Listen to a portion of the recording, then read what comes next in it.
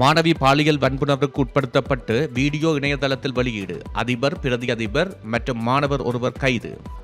அம்பலாந்தோட்டை பகுதியில் உள்ள பாடசாலை ஒன்றில் கல்வி பயிலும் 15 வயதுடைய மாணவி ஒருவர் கடுமையான பாலியல் துஷ்பிரயோகத்திற்கு உட்படுத்தப்பட்ட சம்பவத்தை மறைக்க முயன்ற குற்றச்சாட்டின் பேரில் அந்த பாடசாலையின் அதிபர், பிரதி அதிபர், சம்பவத்துடன் தொடர்புடைய சந்தேக நபரான பாடசாலை மாணவர் ஆகியோர் அம்பலாந்தோட்டை காவல்துறையினரால் கைது செய்யப்பட்டுள்ளனர். கடந்த 19ஆம் தேதி மேற்கொள்ளப்பட்ட இந்த கைது நடவடிக்கையை தொடர்ந்து சந்தேக நபர்கள் ஹம்பாந்தோட்டை நீதவான் முன்னிலையில் ஆஜர்படுத்த நடவடிக்கை எடுக்கப்பட்டிருந்தது. காவல்துறையினரின் விசாரணைகளின்படி கடந்த மே மாதம் 21ஆம் தேதி அல்லது அதற்கு நெருங்கிய ஒரு நாளில் சம்பந்தப்பட்ட பாடசாலையில் நடைபெற்ற விளையாட்டுப் போட்டியின் போது இந்த குற்றச்செயல் நடந்துள்ளது. இந்த விழாவில் பங்கேற்பதற்காக வேறு ஒரு பாடசாலையில் இருந்து வந்த 15 வயதுடைய மாணவர் ஒருவன் பாடசாலை கட்டடங்களுக்கு இடையில் அமைந்திருந்த மறைவான இடமொன்றில் வைத்து இந்த சிறுமியை துஷ்பிரயோகத்திற்கு உட்படுத்தியுள்ளார். மிகவும் பாரதூரமான விடயம் என்னவென்றால், இந்த துஷ்பிரயோக சம்பவம் கைபேசி மூலம் வீடியோ பதிவு செய்யப்பட்டு பின்னர் சமூக வலைதளங்களில் வெளியிடப்பட்டமை ஆரம்பகட்ட விசாரணையில் தெரிய வந்துள்ளது. இந்த சம்பவம் தொடர்பாக தேசிய சிறுவர் பாதுகாப்பு அதிகாரி சபைக்கு கிடைத்த முறைப்பாட்டிற்கு அமைய அம்பலாந்தோட்டை காவல்துறை அதிகாரிகள் குழு ஒன்று இது குறித்து விரிவான விசாரணைகளை ஆரம்பித்துள்ளது.